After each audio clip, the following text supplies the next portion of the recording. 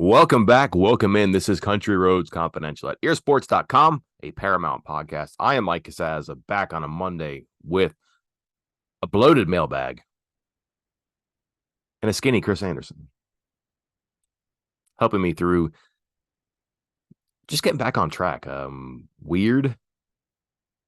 Again, not an open week necessarily in the true sense, because you don't have that whole weekend away. Like, kids can't go home, but it's a long time between games, just one game and a long period of time for a team that played, 5 times in 28 days. And then here's the weird part, Chris. Like, I think everybody wanted more Mountaineer football when things went to a break, which has not been the case in the past couple of years.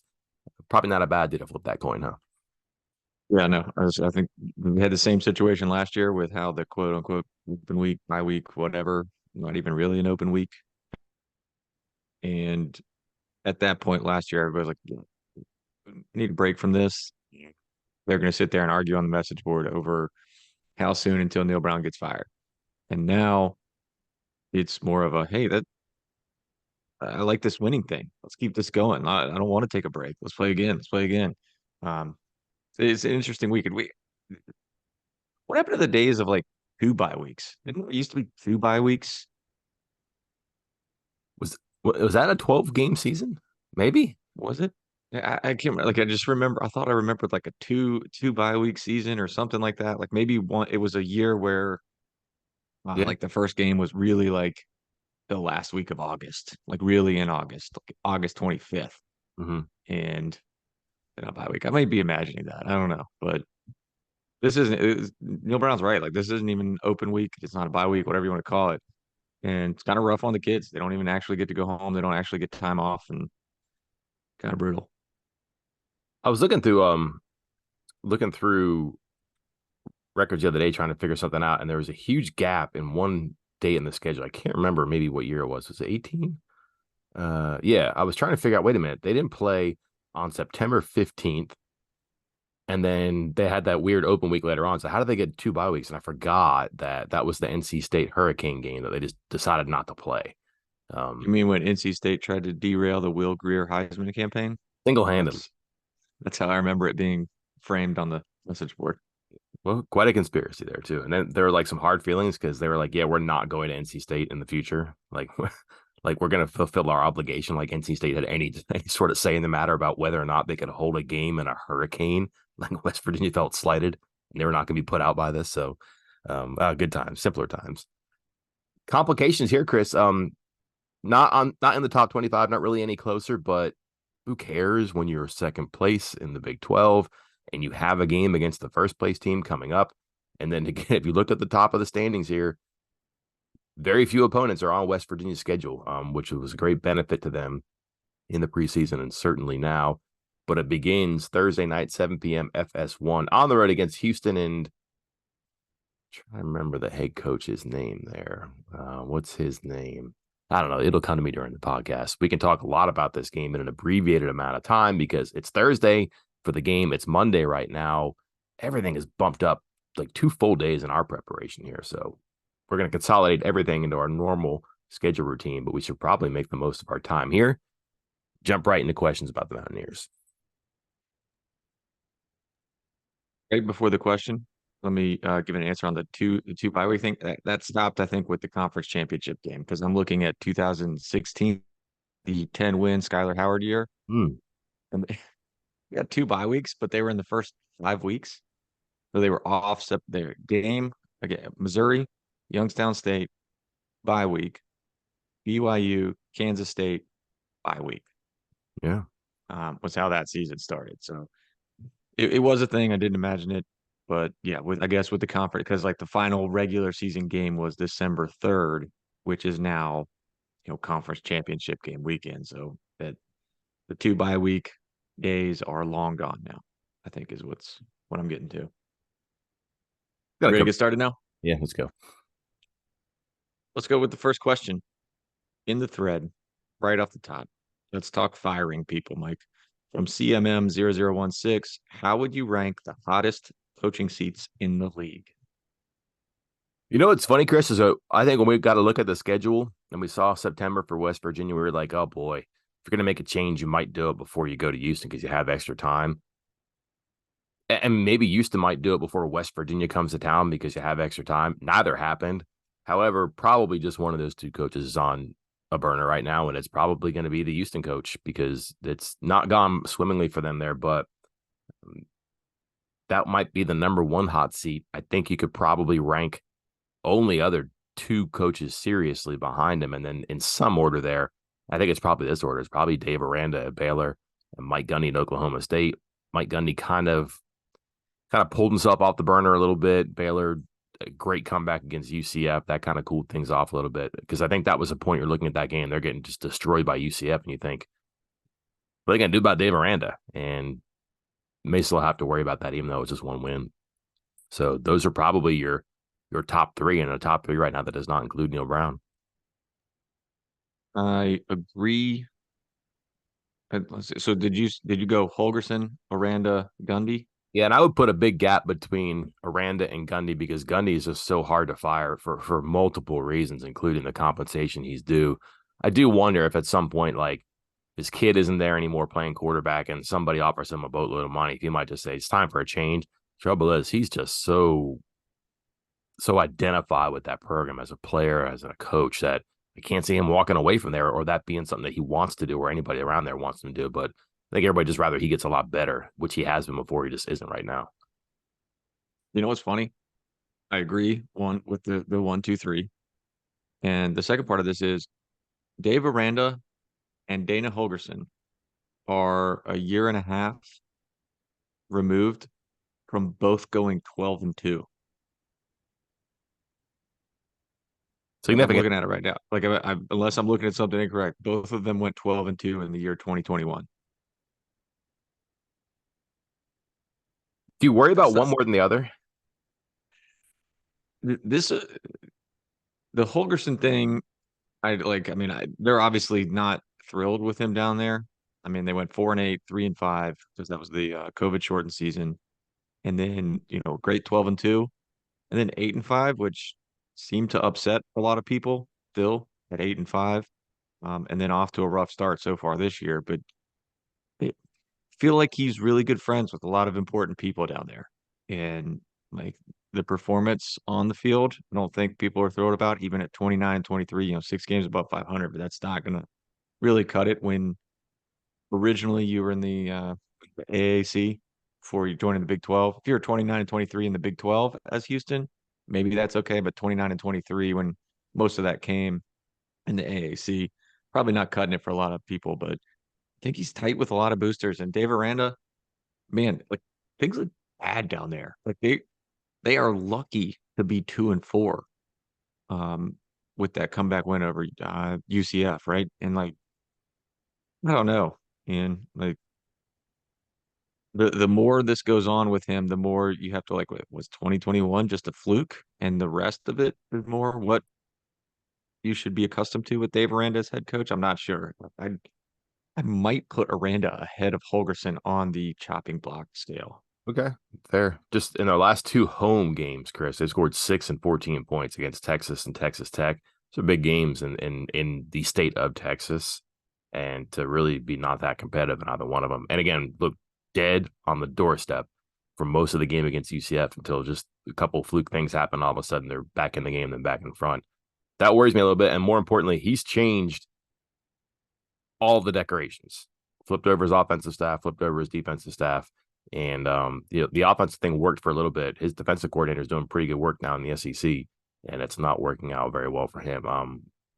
They've just given up a lot of points in the last three games, and their schedule gets a little bit easier coming up. So maybe that's one to watch, I think, because they turned it around quickly and won before when they brought him in. They turned it around quickly when they brought people in before. There's a lot of talent there. If you get the right person in, you can make that work. But right now they go at Cincinnati, home against red hot Iowa State, home against Houston. Those three games they can get right. Moving on to the next question. I think right before we started recording this, we said maybe we'll save this for the written portion, but I have received a message that answers the questions. Breaking So news. breaking, literally reading it off the text message that I received 3 minutes ago as we were talking. It's a great question from SJJ SWVU4. It's probably a week late, but what is standard operating procedure for situations like Lathan's and Burks, with them being hurt and staying in Dallas? Does a WVU staffer stay with them? Do they fly their parents in? When they fly home, is it private or commercial? Who pays the bill, school or conference, etc.? Um, I received this message from a capital P person who says there's a designated member of the training staff that packs extra clothes for away games for that exact reason. So he stayed down there with both of them. If they would have been at different hospitals, speaking of Lathan and Burks, then two staffers would have stayed. But since they were both at the same hospital, it was just one staffer. Um, both sets of parents were flown to Morgantown the next day after Lathan and Burks got back home. Um, and no real answer on the flight home. Believe it to be private. And who is paying it? The person just says that's, between insurance and the school, but can guarantee 100% it was not Big 12. Oh, a little salt. That's the insurance is usually billed out to the school, I believe. Yeah. The school takes that out of some fund, is what I remember. That's how surgeries have gone before. It's like when a basketball player blows out an ACL, what happens there? Players have like students have insurance for things like that. So scholarships, all that stuff covers that up. But that's interesting that the parents are flown to Morgantown. I wondered about that because what sense did it make to fly? They're both from Florida, right? Yeah. So it's like why fly them from there to Fort Worth and then they're there for a couple of days and just go back home? No, they're going to be in Morgantown longer. So it sucks you can't be there when your kid is concussed, presumably, when he has a broken leg, presumably. And you have to wait to see him get off of a plane in Morgantown. Like that's tough, but it's like one of those things you send your kid out to college, I guess. I don't know. And you kind of understand that as an athlete, there's going to be some significant risk involved that you're going to have to deal with. And part of that is that that really tense time between when he's in Texas and you're in Florida and you're going to meet in Morgantown. There's probably no way around that. That seems like the best way to manage that. That's the most efficient, most logical way, I would think. Curious, but I like that. Yeah. And it's wild to me. I mean, I guess obviously this has happened before to every school at a lot of different levels, pros too, that there's a designated person for this to stay and to help out. Like that person knows going in, hey, it's my turn. If someone gets hurt, I'm staying in Fort Worth. I'm staying in Dallas for a couple extra days. I better have some extra clothes, and they got a plan for that. It's rough, but it's good to know that they're organized enough to already have that in place and help take care of these kids. Because I was wondering that too. So again, great question from SJJ SWVU. Next question. Also, man, am I gonna have to compliment everybody's questions now so I don't like play favorites with that one? Must have. I don't know. Luke Zoolander, 01. After 5 games, who are your picks for? Let's start with most improved player. Mike, who you got? So this one was kind of here's a test. So the most obvious answer would be the one that rushes to your head right away.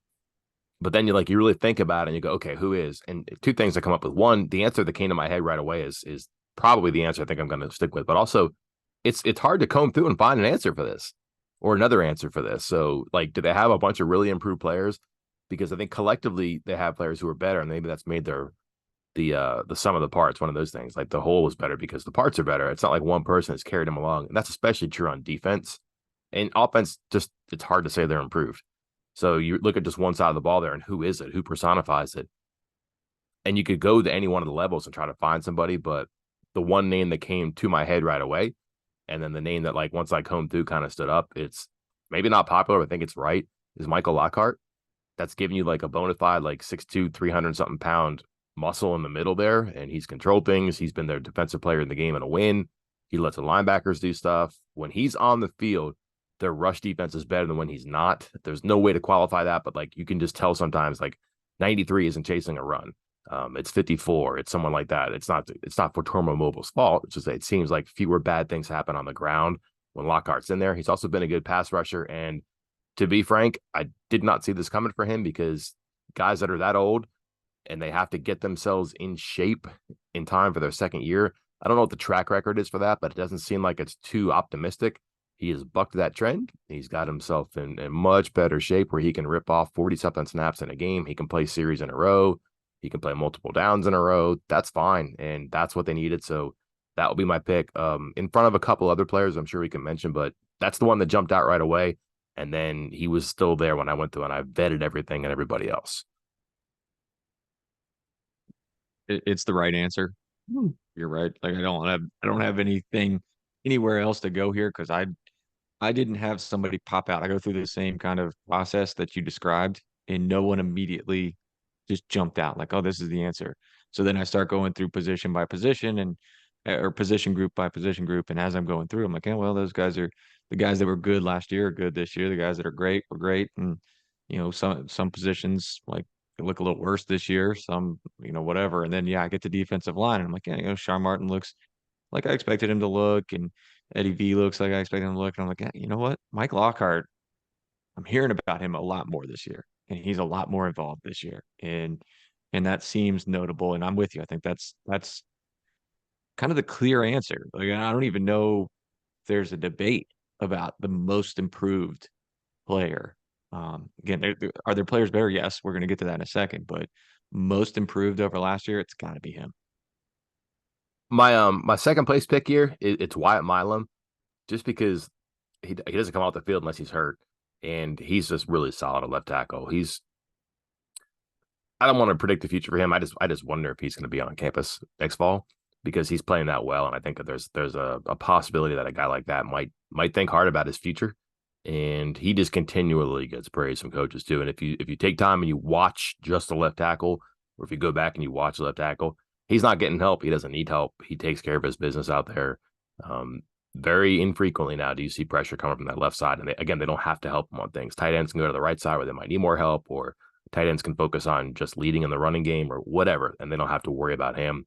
Just the eyes say that he's been good, and then much more qualified than me, the opinions of coaches and players say that he's been just better and better every week this season, just continues to improve.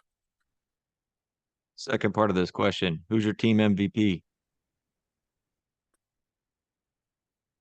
Beanie Bishop. We agree again. Okay, I hate it. I hate it, but we agree again. this is a hard one because again, you almost disqualify one side of the ball from the conversation. Not that there aren't good players on offense. We just mentioned one of them.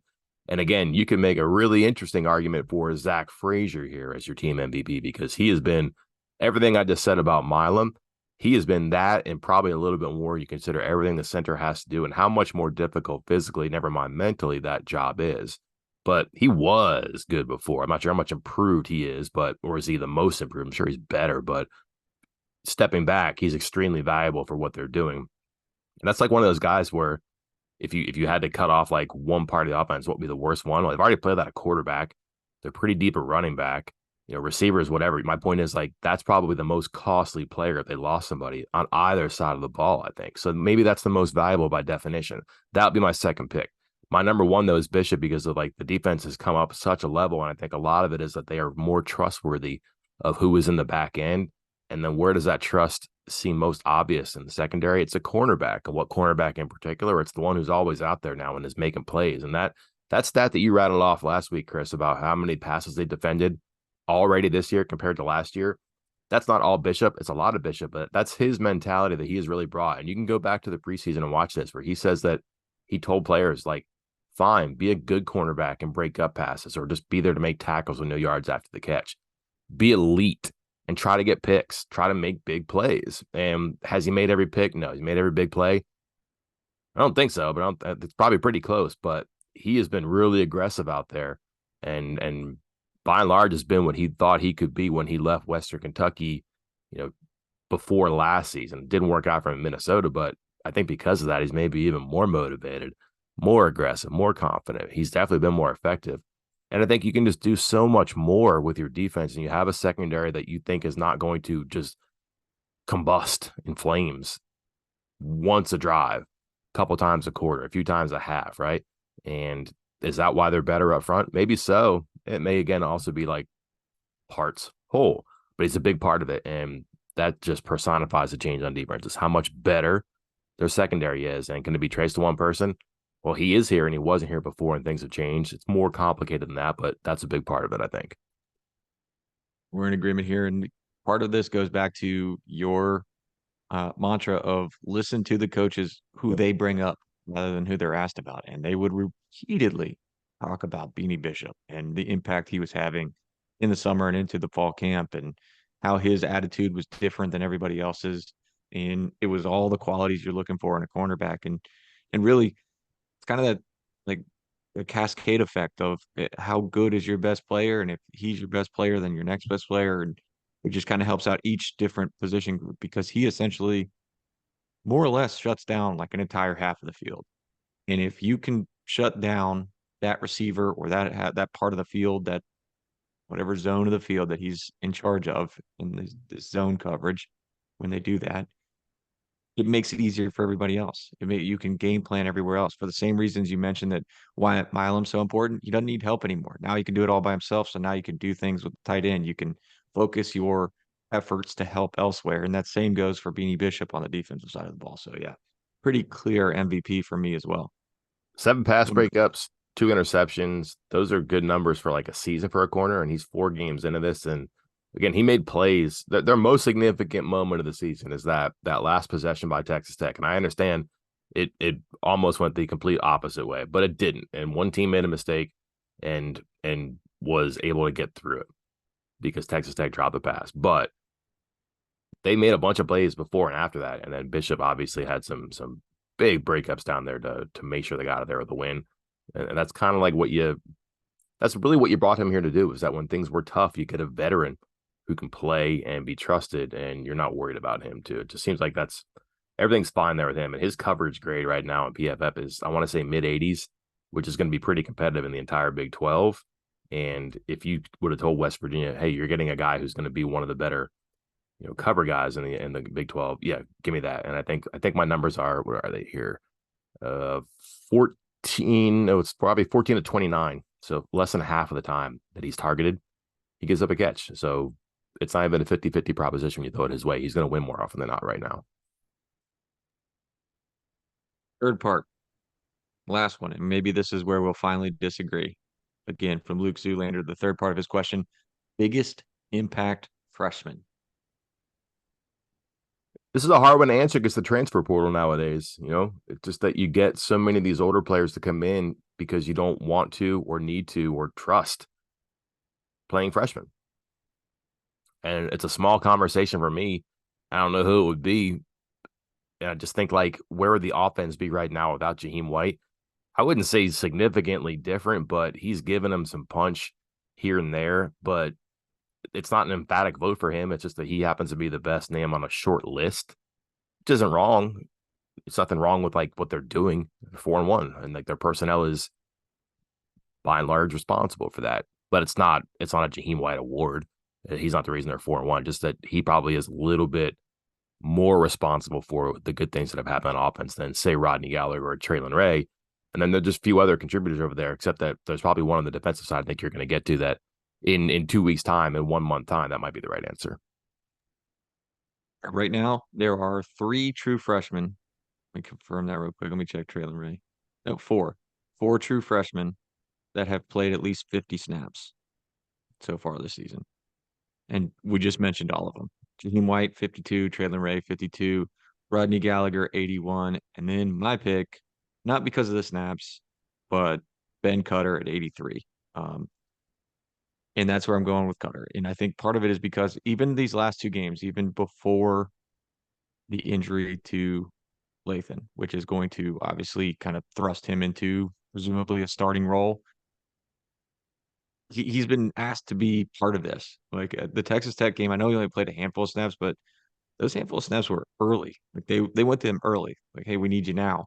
TCU, they were rotating before Lathan got hurt. So this seemed like something that was already in motion of getting Cutter on the field more and getting guys rest, getting Lathan rest, getting Koba a little bit of rest because they would move Lathan over to Mike and maybe give Koba like, hey, here's a couple snaps off or something just to give him a little bit of a break.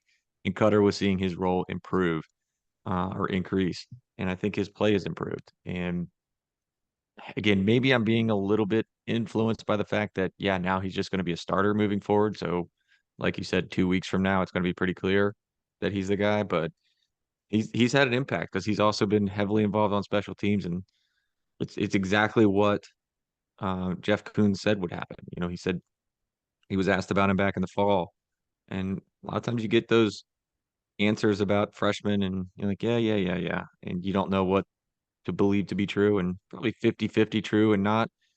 But with Cutter, it was all true, and he was involved in special teams right from the get go, and he was involved at the will linebacker right from the get go, and has seen his role increase, and it will further, obviously. He's pretty fun to watch on kick coverage too. Like he screams down the field and gets like they don't do wedges anymore, but he makes sure that he's not getting closed off by anybody. And if he doesn't make a play, I don't think he has a bunch of special teams tackles, but it seems like he's always in the neighborhood.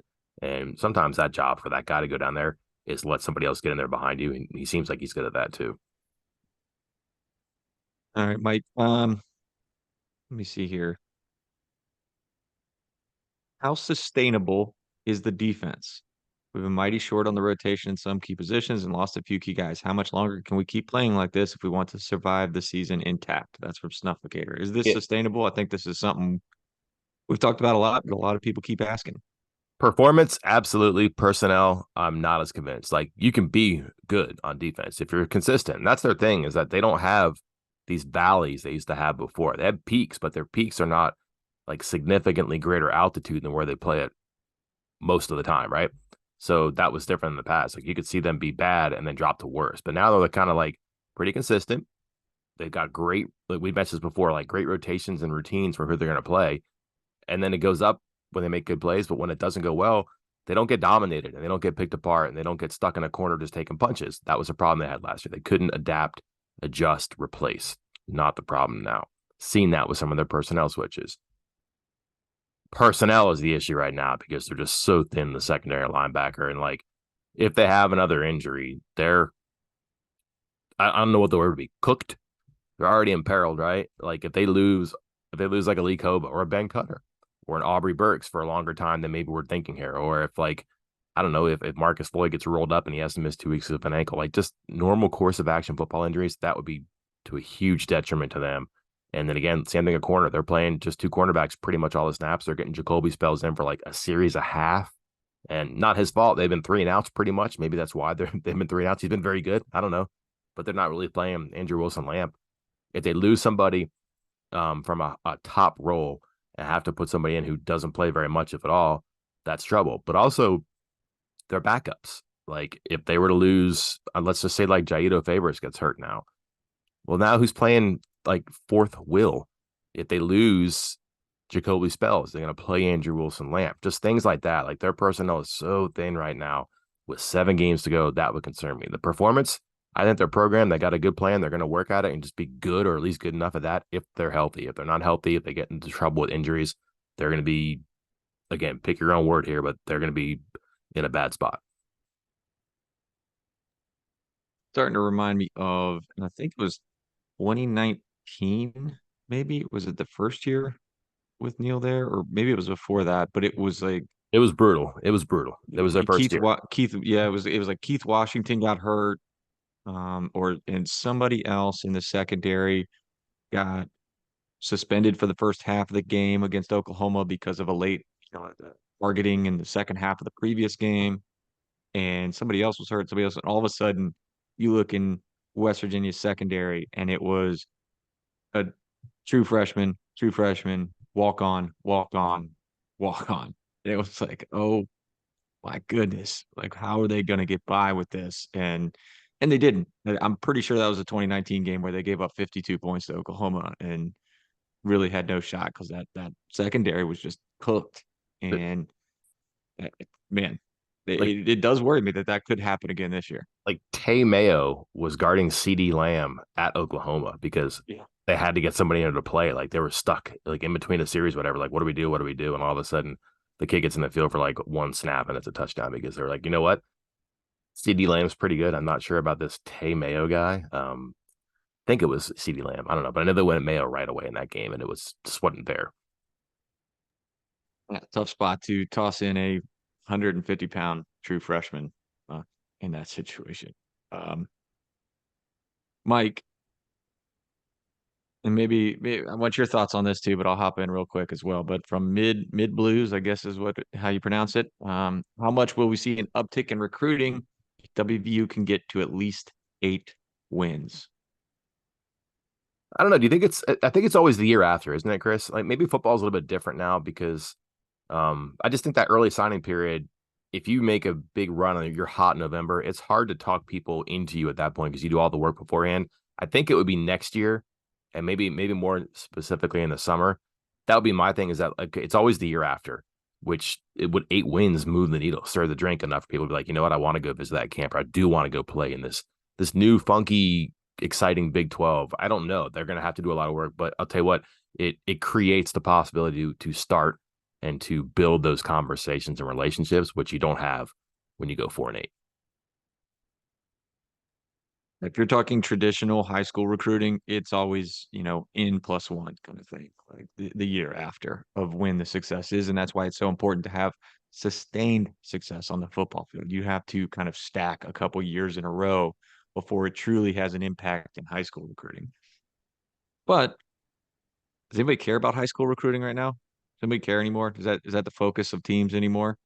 I think it's obviously switching more to transfer recruiting and getting guys like that. And that's where I wonder, will this have an impact? Will this have more of an impact for immediate turnover and success for next season? Because say West Virginia goes 8-4.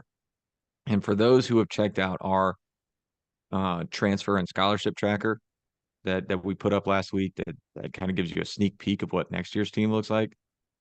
Technically speaking, think it was like 8, 9 guys, I think, are graduating from this year's team, and a handful of them are not current starters. So there is the potential to really kind of, hey, look, you can do something special here and try to talk some transfers into coming over. And so if you're a guy who say is like an All-American at, let's say Western Kentucky, since we talked about Beanie Bishop earlier, you're an All-American at Western Kentucky, and West Virginia calls you up and you say, whoa, that team went 8-4 and they're returning like 90% of their starters, but they desperately need a cornerback. I'm a good cornerback. They can go there and do something special. That's where I think it could make a difference. And that's why I think maybe it is a little different now. Cause yeah, the high school stuff, like you said, that's N+1. Like you're maybe that makes an impact on the 2025 kids, but then you also have to roll over success into next year to keep that going. But maybe with some transfers, it helps out a little more than before. But sustainability there is a good point too, because you probably have to string a couple of years of those in a row. And if you see a coach, just in general, if you see a coach who is embattled and he loads up on transfers and he gets an 8-9 win season, well, can he do that again? Do you want to be part of that if you're a transfer corner, for example, like you mentioned? Do you want to be part of that? Or do you think that was a roll of the dice that worked out and you're not going to get snake eyes 2 years in a row? That's part of the selling that has to happen by coaches. But again, a lot easier when you have that momentum behind you.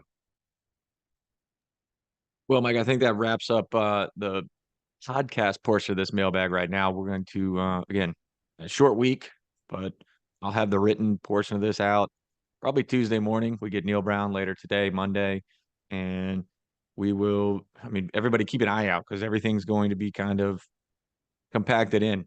We're not going to shortcut you on anything. You're still getting all the same and more content. It's just going to be packed into 4 days instead of 6. So ready to roll. There's a couple of good questions too that you might answer, but I actually haven't written down to try to get into with either players or coaches today, if not in the fresh set. But some of the changes on offense, what they might do, what they might not get, including one in particular that Bryson Harvey figured out: play action. Surprisingly, not good, despite their predilection for the run. They're just not very good at play action. How is that so? Why is that so? Maybe we can figure that one out. But stay tuned. We'll see. We'll see what the coaches and the players give us today. We'll see what we can cram into a shorter week before a game Thursday night in Houston again, 7 p.m. FS1. Dana Holgerson, that's the guy's name. I couldn't think of it. I knew it. Knew it would come to me. Right at the end. Better late than never. Until then, I'm Mike Casaza.